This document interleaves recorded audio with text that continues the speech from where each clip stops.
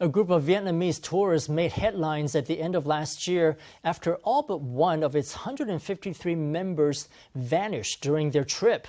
Their disappearance was an isolated case. In last year alone, some 500 people had entered Taiwan as tourists only to deliberately overstay their visas. Today, in our Sunday special report, follow our camera as we find out why they ran and where they went. Nothing seems out of the ordinary as travelers with suitcases wait outside a hotel. But this big group of people is getting ready to run. In late 2018, 152 of these 153 tourists went missing, becoming the largest group to do so in Taiwan's history. The Vietnamese nationals entered Taiwan as tourists, all the while intending to stay past their visas.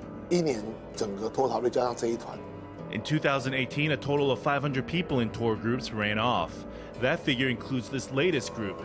Before these 152 people fled, 348 tourists had done so. This means that with nearly every single tour group that came before, one or two people had slipped away. In order to attract more tourists from Southeast Asia, the Taiwanese government had launched a program that simplified tourist visa processing for several Southeast Asian countries. Tourism experts believe that this program was a step in the right direction, but that the requirements for obtaining the visas were too lax. Tour groups with overstaying members tend to share distinguishing characteristics. First, it tends to be the first trip abroad for most of the members. They likely had newly issued passports. And this was a very large group. So wouldn't it behoove you to pay close attention?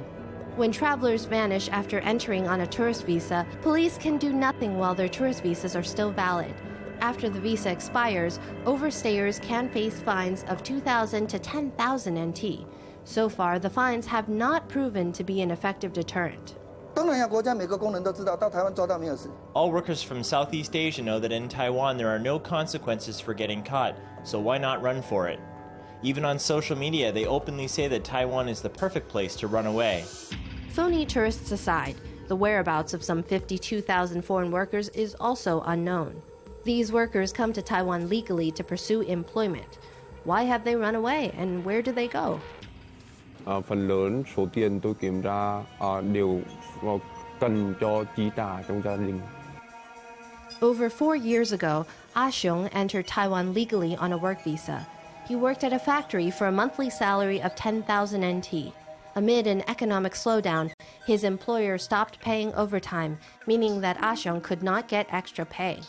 On the suggestion of his compatriots, he decided to run away.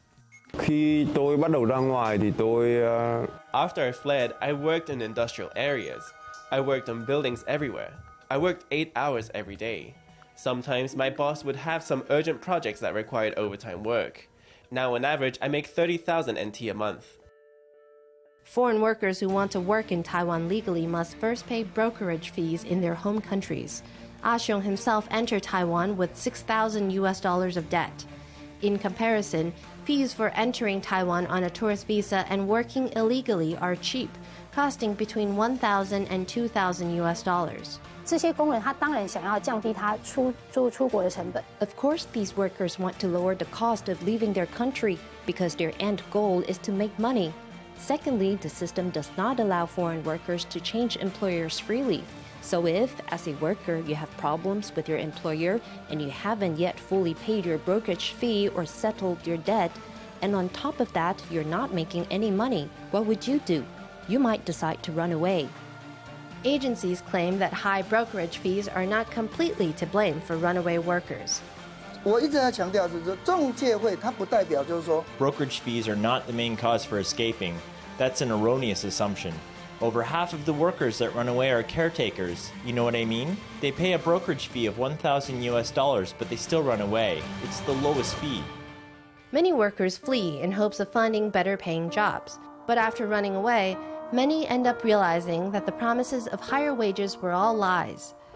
很多的老板说来那里现在他会给4万 For example, there are many employers that will offer you a salary of 40,000 NT dollars, but after you pack your bags and move there, they tell you it's not that much. They then pay us the same wages that we had earned when working legally.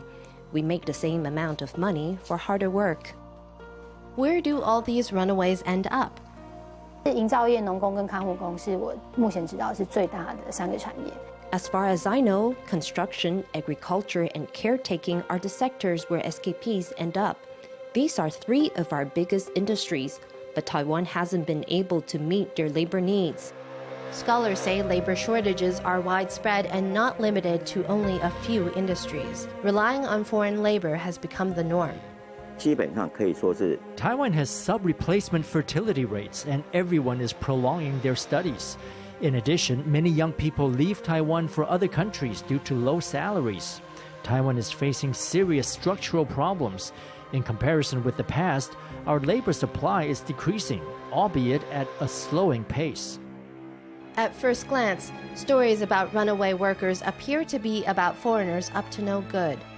But behind every escaped worker is a complicated story about brain drain, a sinking birth rate, and a long-standing labor issue that we must eventually face.